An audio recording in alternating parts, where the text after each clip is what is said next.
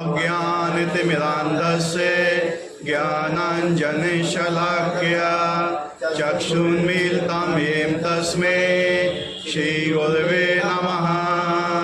श्रीचैतन्यमनोभीष्टं स्थापितं येन भूतले स्वयं रूपा कदा मह्यं ददाति स्वपदान्तिकं। वन्देऽहं श्रीगुरो श्रीयुतपदकमलं श्रीगुरून् वैष्णवांश्च श्रीरूपं साग्रजातं सहगणरघुनाथान्वितं तं सजीवं साद्वैतं सावधूतं परिजनसहितं कृष्णचैतन्यदेवं श्रीराधा कृष्णपादान् सहगणललिता श्रीविशाखान्वितांश्च। हे कृष्ण करुणा सिंधु दीनबंधु जगतपते गोपेश गोपिका कांत राधा कांत नमोस्तुते। तप्त कांचन गौरांगी राधे वृंदावनेश्वरी विश्वानुसुते देवी प्रणमामि हरिप्रिये।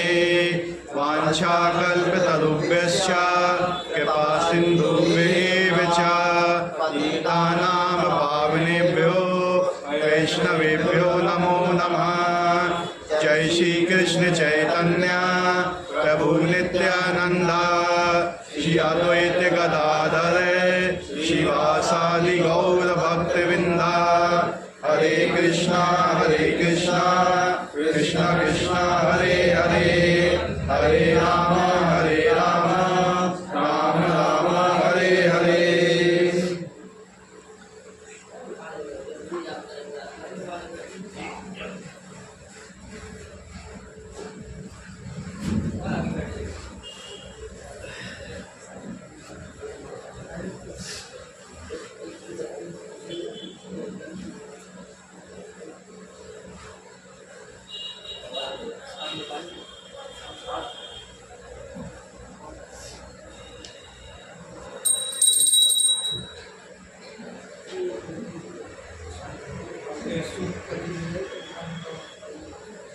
हरे कृष्णा।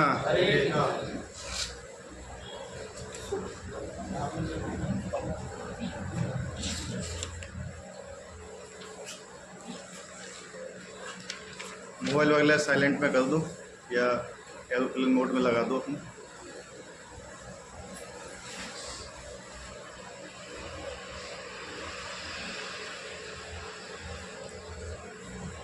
श्री गुरुपाद की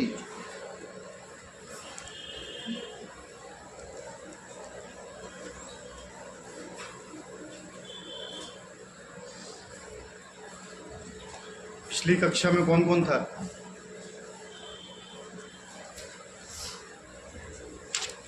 भगवद गीता का नवाध्याय शुरू हुआ था, परम गुह्य ज्ञान। अब इसका दूसरा श्लोक है आज। पिछली बार कुछ भगवान ने बताया था कि अर्जुन को क्यों बता रहे थे वो ये परम गुह्य ज्ञान, दुर्योधन को क्यों नहीं बता रहे थे?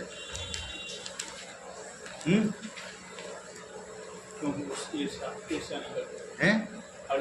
दुर्योधन को ही बता सकते थे, ईर्ष्यालु था। तो ये गुह्य ज्ञान किसके लिए? जो भगवान से ईर्ष्या नहीं करते, भगवान से द्वेष नहीं करते। आगे आ जाइए। जो भगवान से द्वेष नहीं करते हैं, ईर्ष्या नहीं करते, उनके लिए है ये परम गुह्य ज्ञान। ठीक है। आज भगवान क्या बता रहे हैं? राज विद्या राजगुह्यम पवित्रम इदमुत्तमम त्रिक्षावगमम धर्म्यम सुसुखम कर्तव्यम। जो ये ज्ञान है, इसकी 8 विशेषताएं बता रहे हैं। क्या? 8 विशेषताएं हैं इस ज्ञान की जो भगवान अर्जुन को देना चाहते हैं। पहला क्या है? राज विद्या। क्या है पहली?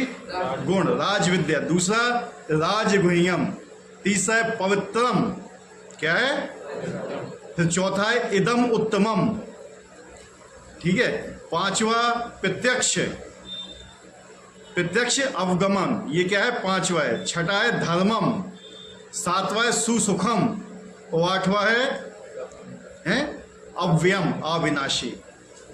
तो 8 चीजें बताई हैं इसमें भगवान ने कि जो वो ज्ञान अर्जुन को बता रहे हैं उसमें 8 गुण हैं।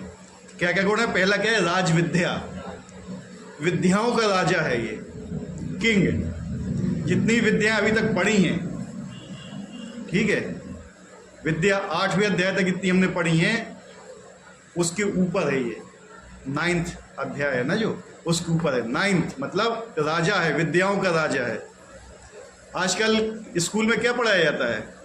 विद्या पढ़ाई जाती है। क्या बोलते हैं स्कूल को हिंदी में? वो पढ़ाया क्या जाता है?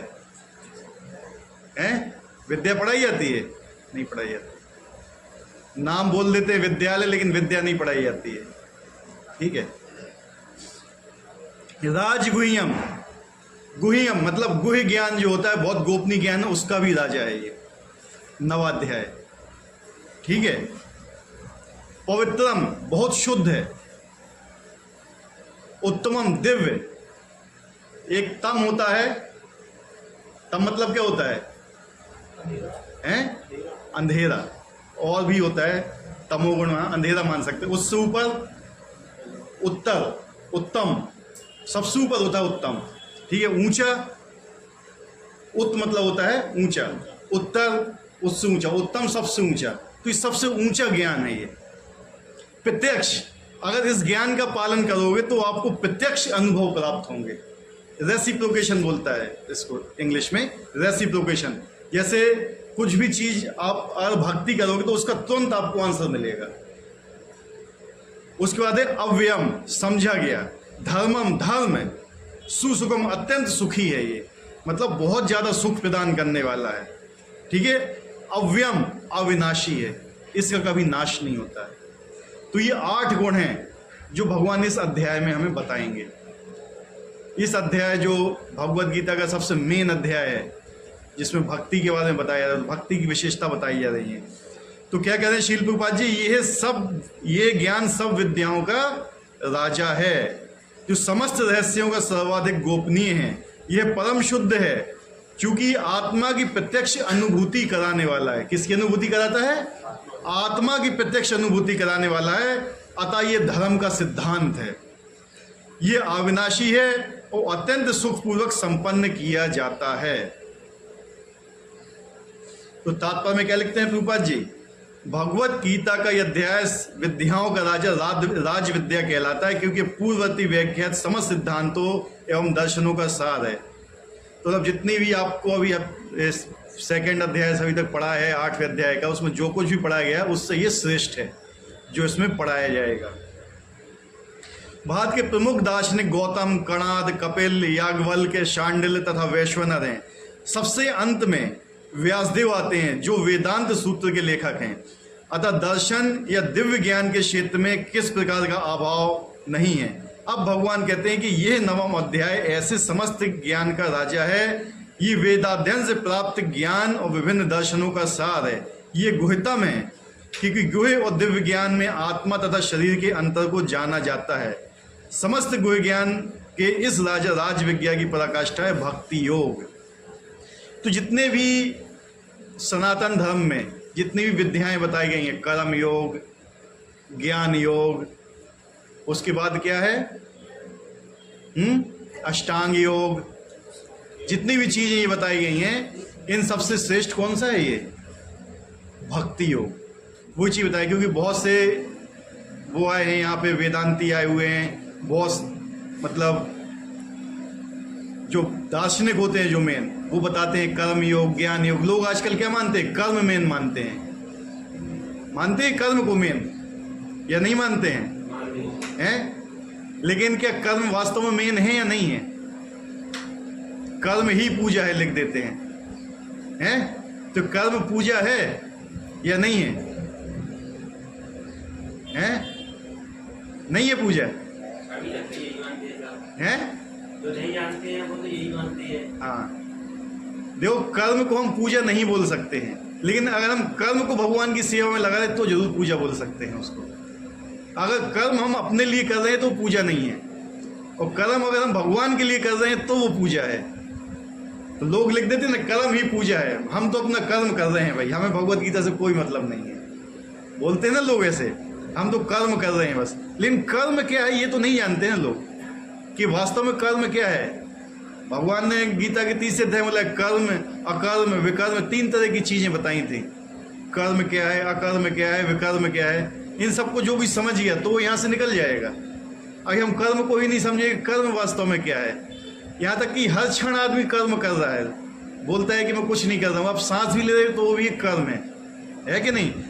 भगवान बोलते हैं कि आप बिना कर्म किए रह भी नहीं सकते हो। आप यहाँ बैठे हो तो भी एक कर्म हो रहा है वो, ठीक है।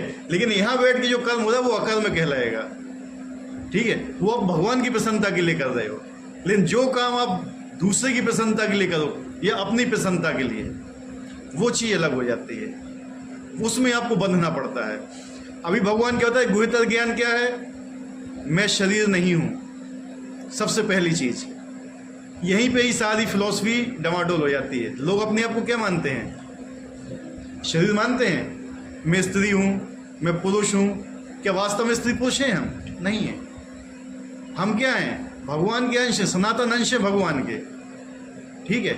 ना हम स्त्री ना पुरुष हैं, ना ब्राह्मण ना क्षत्रिय ना वैश्य ना शूद्र, ठीक है, कुछ भी नहीं है। ना ब्रह्मचारी ना गृहस्थ ना वानप्रस्थ ना सन्यासी, ठीक है।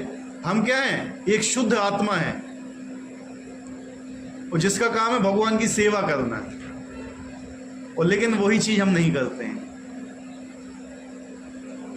राइट रॉन्ग है, किसकी सेवा कर रहे हैं अभी?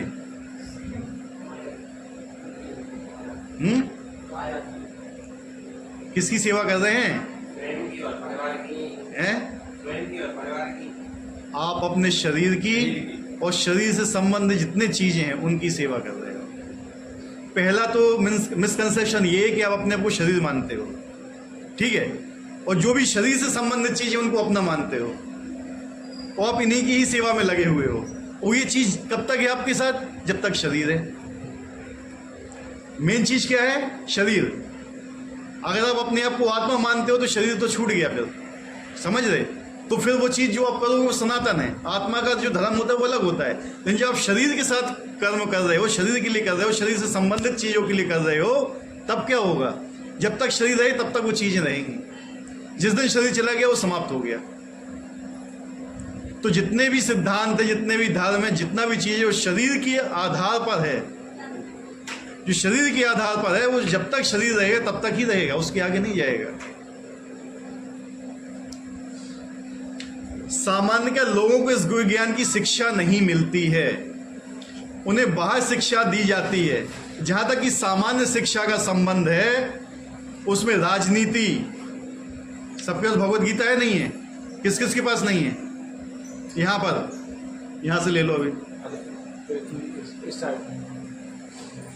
यहाँ पे कम से कम 20-25 भगवत गीता ऐसी रखना जो ओपन रहे, ठीक है। अगर कोई नहीं लाता है तो उनको पकड़ा देना। अभी दो हो जाओ।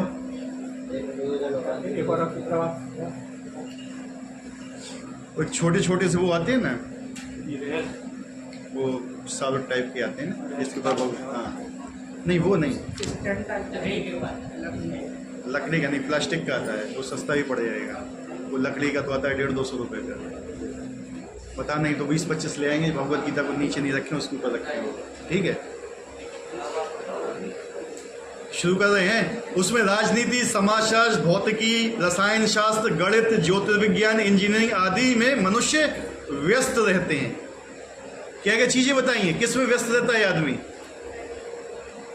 हैं? इन सब चीजों में क्यों व्यस्त रहता है ये बताइए हमें। हैं? क्यों व्यस्त रहता है? क्या क्या बताइएगा? राजनीति, समाजशास्त्र, भौतिकी, रसायन शास्त्र, गणित, ज्योतिर्विज्ञान, इंजीनियरिंग आदि में मनुष्य व्यस्त रहता है। अभी हम बता चुके इसका आंसर आपको। गणित है, किसी ने पीसीएम लिया है, किसी ने पीसीबी लिया है, किसी ने आर्ट साइड लिया है, कोई आगे डॉक्टरेट कर रहा है, कोई लॉयर बन रहा है, कोई इंजीनियर बन रहा है। क्यों बन रहा है ये? हैं? वेरी गुड, इन्हें बिल्कुल सही आंसर। क्यों? अपने आप को शरीर मानते हो और शरीर की सेवा के लिए सब चीजें आप कर रहे हो। पढ़ाई किस लिए कर रहे हो? शरीर के लिए है कि नहीं? तो ये जो शिक्षा ग्रहण कर रहे हो, किसके लिए कर रहे हो? तो ये शिक्षा कब तक आपके काम में आएगी? और जब शरीर चले जाएगा तो ये शिक्षा भी खत्म। क्या यूज रहेगा शिक्षा का? तो वो सिद्धांत तो गलत हो गया ना, है कि नहीं? अगर आप आत्मा है तो शिक्षा की आपको जरूरत क्या है?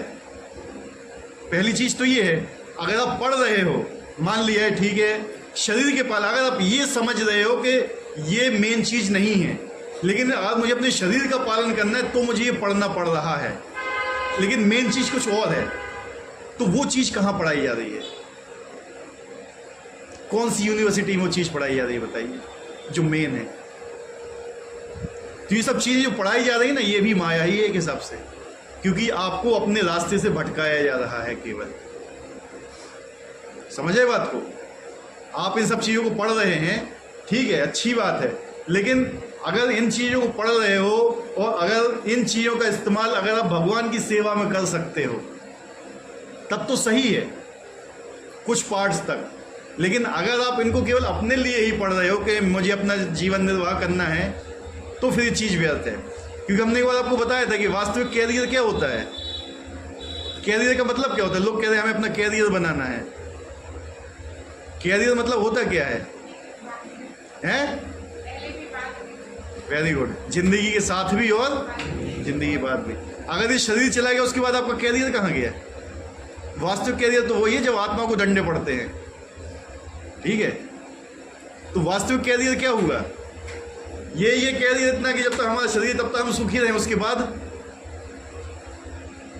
यानी हम जानते नहीं कि हम आत्मा हैं, यानी इस जीवन को, इस शरीर को छोड़ने के बाद भी कोई जीवन है ये भी नहीं जानते हैं। तो ये स्थिति होती है जानवरों की, कि जानवर नहीं जानता है कि इस शरीर को छोड़ने के बाद मुझे अगला शरीर मिलेगा, ठीक है? तो मेन चीज यही फंस जाती है कि हमारा पहला ही सिद्धांत गलत हो जाता है कि हम शरीर नहीं आत्मा है। जिस समय अपने अपने को शरीर मान लिया, वहीं से हमारी फिलॉसफी गलत चालू हो गई, और मेन सिद्धांत यही है। वो आज लोग इसी में ही फंसे पड़े हैं। मतलब पहला ही स्टेप हमारा जो सॉल्यूशन करने का है, एक हमें सवाल मिला है, पहला ही स्टेप हमने गलत कर दिया तो आंसर उसका गलत आएगा ही। विश्व भर में ज्ञान के अनेक विभाग हैं और इनमें बड़े बड़े विश्वविद्यालय, किंतु दुर्भाग्यवश ऐसा कोई विश्वविद्यालय शैक्षिक संस्था नहीं है जहां आत्मविद्या की शिक्षा दी जाती हो। कहीं पर भी नहीं दी जाती आत्मविद्या की शिक्षा। फिर भी आत्मा शरीर का सबसे महत्वपूर्ण अंग है। आत्मा के बिना शरीर महत्वहीन है, तो भी लोग आत्मा की चिंता न करके जीवन की शारीरिक आवश्यकताओं की अधिक महत्व प्रदान करते हैं। आत्मा की चिंता नहीं करते हैं लोग। आत्मा जाए बाढ़ में, ठीक है, आत्मा से कोई मतलब नहीं है। जैसे बताया जाता है ना कि एक स्त्री थी, उसके पास एक तोता पला हुआ था, बहुत अच्छा तोता था। उसको पिंजड़े में रखने के लिए एक सोने का पिंजड़ा लेके आई। वो क्या लेके आई? सोने का पिंजड़ा। रोज सोने के पिंजड़े को साफ करती है, सफाई करती है, लेकिन उसको कुछ नहीं खिलाती है तोते को। क्या होगा? एकदम मर जाएगा ना तोता। और सोने के पिंजड़े को ही संभालती रहती है, साफ करती रहती है, अच्छी तरह चमकता रहे। तो स्त्री पता कौन है? हम लोग। ये एक सोने का पिंजड़ा है, हमारी बॉडी है ना एक, ये क्या है? सोने। इसके अंदर जो तोता है वो क्या है? हमारी सोल, आत्मा है। हम केवल इसी को चमकाते रहते हैं, है कि नहीं, सुबह से शाम तक। तो क्या होगा उसका? आत्मा जाएगी नीचे नरक लोकों में। आत्मा की डाइट क्या है? अपनी डाइट तो मालूम होगी। आत्मा की डाइट क्या है? वो भी नहीं मालूम है। आत्मा की डाइट है हरि का नाम। जब हरि का नाम लिया जाता है तो आत्मा प्रसन्न होती है, आत्मा को भोजन मिलता है। कितने बार खाना खाते हो दिन में? 3 बार। तो कम से कम 3 बार नाम जाप भी करो, उसको भी मिलेगा कुछ खाने के लिए, नहीं तो वो मर जाएगा। भगवद गीता में 2 अध्याय से ही आत्मा की महत्ता पर बल दिया गया है। प्रारंभ में ही भगवान कहते हैं कि शरीर नश्वर है और आत्मा अविनश्वर। जब अर्जुन को मोह हुआ था, अर्जुन को मोह क्यों हुआ था? युद्ध के समय अर्जुन ने अपने धनुष बाण क्यों रख दिए थे एक तरफ? हैं? क्योंकि वो क्या देख रहा था कि 5 पीढ़ियां उसके सामने खड़ी हुई, जिनका विनाश करना था उसको। 5 पीढ़ियां थी वहां पे। जो महाभारत का युद्ध हो रहा था ना, उसमें 5 पीढ़ियां उपस्थित थी, ऊपर से लेकर नीचे तक। वो अर्जुन जानता था कि उसको इनको मारना पड़ेगा। अर्जुन क्यों नहीं मारना चाह रहा था? क्योंकि वो उनका संबंध अपने शरीर से देख रहा था कि मेरे पिता हैं, ये मेरे दादा हैं, परदादा हैं, ससुर हैं, फलाना है, ठिकाना है, बच्चे हैं, पौत्र हैं, सुपौत्र हैं, सब कुछ है वहाँ पे। इसलिए अर्जुन क्या कह रहा था? मुझे इनको मारना पड़ रहा है। जब अर्जुन को मोह हो गया इनके लिए, तो उसने अपना शस्त्र रख दिया एक तरफ। जब शस्त्र रख दिया तो भगवान से क्या बोला? मैं युद्ध नहीं करूँगा। और क्षत्रिय का कर्म होता है युद्ध करना। तो फिर भगवान ने उसको युद्ध में लगाया। लोग ये बोलते हैं कि भगवान ने क्यों युद्ध करा दिया, यही बोलते हैं लोग। भगवान तो रोक सकते थे युद्ध को, है यही क्वेश्चन कि नहीं? तो क्या वास्तव में सही है? उन लोगों का परिप्रेक्ष्य क्या है जो ये देखते हैं कि भगवान ने युद्ध रुकवाना चाहिए था, क्यों नहीं रोका? क्योंकि वो लोग भी शरीर मानते हैं, बॉडी को, आत्मा को शरीर मानते हैं। समझ रहे बात को? बहुत डीप बात बता रहा हूं मैं, ठीक है? अगर वो लोग इसी शरीर में रहते और युद्ध नहीं होता, अपनी मौत मरते, तो उनको क्या गति प्राप्त होती? अगर जितने भी कौरव थे, भगवान युद्ध नहीं कराते और मर जाते, एक ना एक दिन तो मरना ही था उनको। ऐसा तो है नहीं कोई अमर हो गया था। तो क्या गति होती उनकी आत्मा की? बताइए, जितने इतने गलत काम किए हुए हैं, नरक जाते सब, है कि नहीं? यस और नो? जोर से बोलो। किसी को डाउट है इसमें अभी? लेकिन जब भगवान ने उनको मारा, उनके सामने कौन उपस्थित है? जब अर्जुन तीर चला रहा था, जब वो भगवान को देख के अपना शरीर त्याग किया, तो कहाँ जाएंगे? हैं? भगवान के धाम जाएंगे, स्वर्ग लोकों में जाएंगे। तो वास्तव में युद्ध अच्छा हुआ है, खराब हुआ? जितने लोग भगवान को देख के, भगवान के सामने उनको देख के शरीर त्यागा, वो सब स्वर्ग लोकों में तर गए, वो सारे के सारे। तो भगवान ने वास्तव में युद्ध करा के गलत किया, अच्छा किया? भगवान ने उनकी रक्षा की है। क्योंकि जो लोग ये सोचते हैं कि नहीं, वो आत्म शरीर है, उनको मार डाला, खत्म कर दिया, भगवान ने घर में ही लड़ाई करा दी है, वो लोग बोलते हैं जिनको आत्मा का ज्ञान ही नहीं है कि आत्मा की गति होती क्या है। समझिए चीज को। तो जो युद्ध हुआ था वास्तव में वो सही हुआ था। अगर युद्ध नहीं होता तो क्या होता? भगवान किस लिए आते हैं धरा पर? हैं? Very good. जब जब धर्म बढ़ता है, सॉरी अधर्म बढ़ता है और धर्म का क्षय होता है, तब तक भगवान आते हैं अधर्मियों का नाश करने के लिए और धर्म की पुनः स्थापना करने के लिए। तो दुर्योधन ने क्या क्या किया था? 5-6 ऐसे खतरनाक कर्म किए थे जिनको उसको मृत्यु दंड ही मिलना चाहिए था। अगर ऐसे काम करने के बाद किसी व्यक्ति को छोड़ दिया जाए तो क्या होगा बताइए? आजकल जैसे होता है समाज में या कहीं पे, बहुत सी गलत चीजें होती हैं, डाकू होता है, किसी घर में हमला किया जाता है, कुछ भी किए जाते हैं। अगर सरकार उनको छोड़ दे तो क्या होगा? बढ़ेगा या घटेगा? हैं? बढ़ेगा। दुर्योधन ने क्या क्या नहीं किया था? विष दिया था खाने के लिए, भीम को विष दिया था, आया नहीं मालूम है? हैं? उनके घर में आग लगाई थी, उनकी सती पत्नी के वस्त्र हरण कराए थे, ठीक है, सब कुछ किया था। उनका जो कपट से उनका राज्य भी हड़पा था। अगर कोई आपका घर हड़प ले दुष्टता से, तो आप क्या करोगे? छोड़ दोगे उसको? हैं? या सरकार छोड़ देगी? नहीं। तो वो चीज स्थापना करनी थी। आज भगवान नहीं करते तो आज लोग क्या कहते कि द्रौपदी का चीर हरण हुआ था, भगवान ने कुछ नहीं बोला, तो तुम क्यों बोल रहे हो? राइट रॉन्ग है? इसलिए भगवान ने उसको कराया। किसी घर में आग लगा दी, किसी को विष दे दिया। ये 5-6 प्रकार के आतताई होते हैं जिनका वर्णन किया हुआ है अर्थशास्त्र में। इनकी केवल एक ही सजा होती है, इनको मार देना चाहिए, सिंपल, शास्त्रों में। इसलिए भगवान ने इनको मारा, एक एग्जाम्पल सेट करने के लिए। अगर कोई लोग ऐसा करता है तो उनके लिए केवल एक ही सॉल्यूशन है, वो क्या? मृत्यु दंड, उसके लिए कोई नहीं। लेकिन अर्जुन क्या समझ रहा था यहाँ पे कि मैं ये शरीर हूं, मैं इनको नहीं मारूंगा। तब भगवान ने उनको कौन सा ज्ञान दिया? पहला ज्ञान आत्मा का ज्ञान। उसको इस मुंह से अलग किया कि तुम शरीर नहीं, तुम क्या हो? आत्मा हो। जब तक वो ये नहीं समझेगा कि तुम आत्मा हो, तब तक तुम आत्मा के लेवल पे आओगे ही नहीं। जब तक आत्मा के लेवल पे नहीं आओगे तो उसके हिसाब से काम ही नहीं करोगे। तुम्हारे सारे काम शरीर के लेवल से होंगे। जब शरीर के लेवल से होंगे तो पुनः शरीर में आते रहोगे वापस। ठीक है,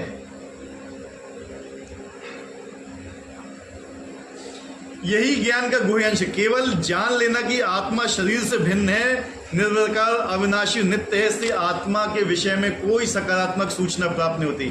कभी कभी लोगों को ये भ्रम रहता है कि आत्मा शरीर से भिन्न है, और जब शरीर नहीं रहता तो मनुष्य को शरीर से मुक्ति मिल जाती है, तो आत्मा शून्य में रहता है और निराकार बन जाता है। किंतु ये वास्तविकता नहीं है। एक बच्चा मरा हुआ पैदा होता है और एक बच्चा जिंदा पैदा होता है, दोनों में अंतर क्या है? अंतर क्या है? कैसे पता करते हो कि जिंदा है मरा हुआ है? सांस अकेले से होता है, हरकत होती है ना शरीर में। मतलब एक डेड बॉडी पड़ी हुई है बच्चे की और एक जिंदा है, दोनों में अंतर क्या है? एक बिल्कुल साइलेंट पड़ा रहेगा, कुछ मूवमेंट नहीं करेगा, लेकिन दूसरा क्या करेगा? सारे मूवमेंट करेगा, रोएगा, चिल्लाएगा, सब कुछ करेगा। इसका मतलब क्या है कि आत्मा क्या है? क्रियाशील है। वो शांत नहीं रह सकती है आत्मा कभी। आत्मा कभी एक जगह शांत नहीं बैठ सकती है। उसका मेन प्रधान काम क्या होता है कि वो क्रियाशील है। और यहाँ क्या बताया जा रहा है कि जब शरीर छूट गया तो उसको मुक्ति मिल गई, मतलब कुछ नहीं करेगी वो। ये सिद्धांत गलत है। ठीक है, आत्मा शरीर को छोड़ने के बाद भी वो कुछ ना कुछ करती है, और वो काम होता है भगवान की सेवा करना। लोग कहते हैं शून्य हो जाता है, निराकार हो जाता है, ये सब गलत सिद्धांत है। आत्मा, जो आत्मा शरीर के भी इतना सक्रिय रहता है, वह शरीर के मुक्त होने के बाद निष्क्रिय कैसे हो सकता है? ये सदैव सक्रिय रहता है। यदि ये शाश्वत है तो ये शाश्वत सक्रिय रहता है, और वैकुंठ लोक में इसके कार्यकलाप आत्मज्ञान की गुह्यतम अंश है। अतः आत्मा के कार्यों के यहाँ पर समस्त ज्ञान का राजा, समस्त ज्ञान का गुह्यतम अंश कहा गया है आत्मा को। आत्मा का काम क्या है? भगवान की सेवा करना। ठीक है, और जब वो ये शरीर को छोड़ के जाता है ये मेंटलिटी लेके कि मुझे भगवान की सेवा करना है, तब वो वैकुंठ में जाता है, वहाँ भगवान की सेवा करता है। लेकिन उसकी इच्छाएं रहती है कि मुझे भोग करना है अभी, और अभी मैंने ये नहीं किया, वो नहीं किया, तो फिर यहीं आएगा। जब तक एक भी इच्छा हृदय में है तब तक आप वैकुंठ नहीं पहुंच सकते। एक भी इच्छा भोगने की, और हम यहाँ भोगने के लिए ही आए हुए हैं। वास्तव में हम भोगते नहीं, हमें भोगा जाता है। क्या है? हमें भोगा जाता है। जो भोग है ना, वो वास्तव में हमें भोगते हैं, हम उनको नहीं भोगते हैं। समझ रहे बात को? तो मेन चीज क्या है? हम भोगने का प्रयास करते हैं। हमें खाने की बहुत है कि हम खाएंगे खाएंगे, लेकिन पेट इतना छोटा सा मिल गया, उससे ज्यादा खा सकते हो? वही एक हाथी 2.5 क्विंटल खाता है। अब खाने के आते तो भगवान क्या करेंगे? जब हाथी का शरीर ले लो, खाते तो 2.5 क्विंटल। अब ठीक है, और भी बहुत है। कोई भी इच्छा है, सोने की इच्छा है तो क्या होगा? लोग दिन में सोते हैं। दिन में पता 40 मिनट से ज्यादा कभी नहीं सोना चाहिए। ये शास्त्रों का सिद्धांत है। वो कभी भक्त नहीं बन सकता है, कभी भगवान की शरण में नहीं आ सकता है, जो एक दिन में सूर्योदय से सूर्यास्त के बीच में 40 मिनट से ज्यादा सोता है, कभी भगवान की भक्ति नहीं कर पाएगा। बहुत से लोग ऐसे हैं, जैसे कहीं पर भी, मतलब बहुत से मंदिरों में देखा या बहुत से जगह देखा कि भैया हम तो बहुत जल्दी उठ जाते हैं मंगल आरती में, 2 बजे से 1 बजे से हम दिन में सोएंगे। भक्ति में आगे नहीं बढ़ सकता है। जो आदमी दिन में सोता है ना, तो ब्रह्मचर्य का पालन कर सकता है और ना कभी डिसिप्लिन रह सकता है। सूर्योदय के बाद अगर कोई सोता है तो, हाँ, अगर रेस्ट करना है तो बिलो 40 मिनट्स, 40 मिनट से कम आप रेस्ट ले सकते हो। सोने को मना किया हुआ है, रेस्ट ले सकते हो। ठीक है, तो ये भक्ति में डिसिप्लिन भी जरूरी होता है। अगर 40 मिनट के बाद आदमी सोता है तो उसका शरीर तमोगुण में चला जाता है, उसको फिर से स्नान करना चाहिए। इसलिए सुबह उठने के बाद हम क्या करते हैं? स्नान करते हैं। स्नान करने के नियम होते हैं शास्त्रों में। कब कब स्नान करना चाहिए बताए? किसी कोई बता सकता है कब कब स्नान करना चाहिए? हमें कब कब करना चाहिए बताइए?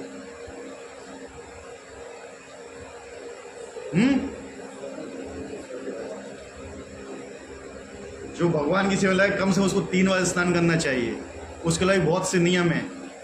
स्नान करने के, अभी हम उसमें सब में नहीं जा रहे हैं, लेकिन बेसिकली क्या है कि जो हमारी इच्छाएं हैं, आपकी सोने की इच्छा है तो आपको क्या बना दिया जाएगा, समुद्री भालू, 6 महीने सोता है, जाओ बन के रहो, बहुत सो आराम से, ठीक है। भोग करने की ज़्यादा इच्छा है, कबूतर बना दिया जाएगा, हर 10 मिनट में भोग करता है वो, जाओ कबूतर बन के रहो, बंदर बन के रहो। आजकल लोग क्या हैं, भैया हम सब कुछ त्याग देंगे और जाके जंगल में रहेंगे। बंदर क्या करता है, निर्वस्त्र रहता है, जंगल में रहता है, भोग करता है। ये है आज का सिद्धांत लोगों का, हम सन्यासी बन जाएंगे, जंगल में रहेंगे। क्या करेंगे जंगल में जाके? जब तक भगवान की सेवा में नहीं लगोगे, भगवान की सेवा अपनी आत्मा को नहीं लगाओगे, आप कभी सक्सेस प्राप्त नहीं कर पाओगे। यही नवाध्याय बताना चाहता है हमें। ये ज्ञान समस्त कार्यों का शुद्धतम रूप है। जैसा कि वैदिक साहित्य में बताया गया है, पद्म पुराण में मनुष्य के पाप कर्मों का विश्लेषण किया गया है और दिखाया गया है कि ये पापों का फल है। ये शरीर मिला है, पता है क्या है हमें? ये हमारे पापों का फल है, जिसको हम बहुत प्रेम करते हैं। शरीर हमारे ही पापों का फल है। ये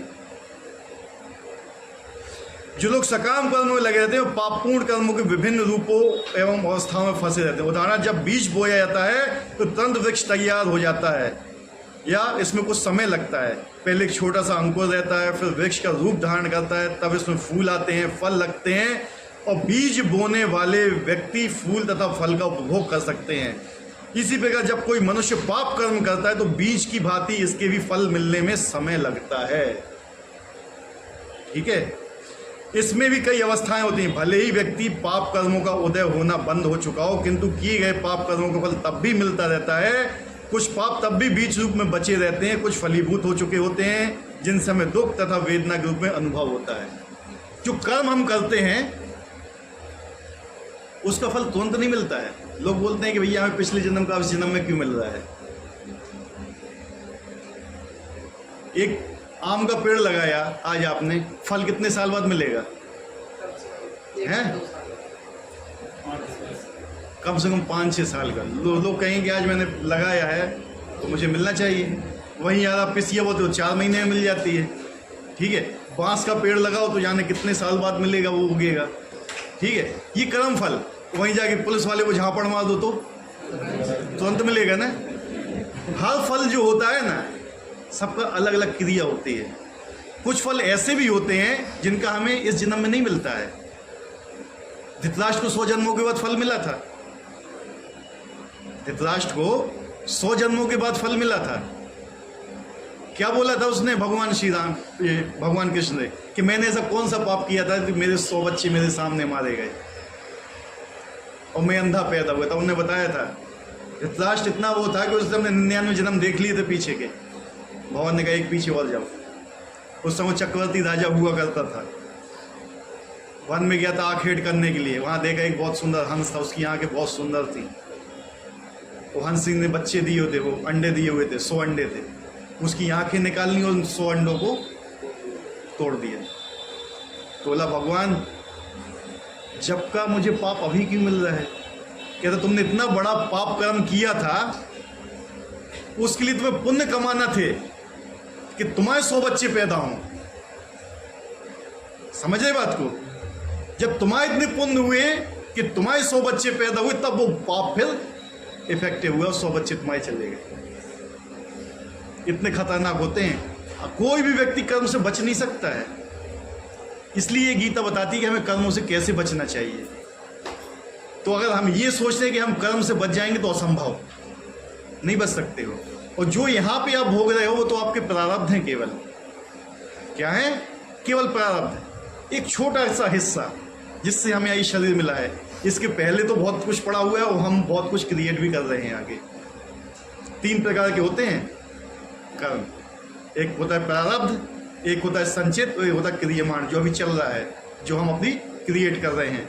ठीक है, जितने हमारे संचित थे, मतलब इसका उदाहरण हम कैसे दें? एक आपका गोदाम है, जैसे जो रोटी आपकी थाली में आई हुई है वो समझ लो का प्रारब्ध है। कैसे? एक गोदाम है, गोदाम में गेहूं भरा पड़ा है, उसमें से आपने कुछ निकाला, ठीक है, और वो उसको पिसवाने गए, सब कुछ गए, वो रोटी आपके सामने आ गई। प्रारब्ध है। जिस मतलब आपके करोड़ों पाप हैं, उसमें से 1% पाप निकाल के दिया गया, आपको मनुष्य शरीर मिला है। तो जो वो प्रारब्ध है वो तो आपको भोगना ही पड़ेगा, उससे नहीं बच सकते हो आप। लेकिन अगर आप भक्ति में लगते हो तो आपका गला कटना है ना, तो सुई चुभने से काम चल जाएगा।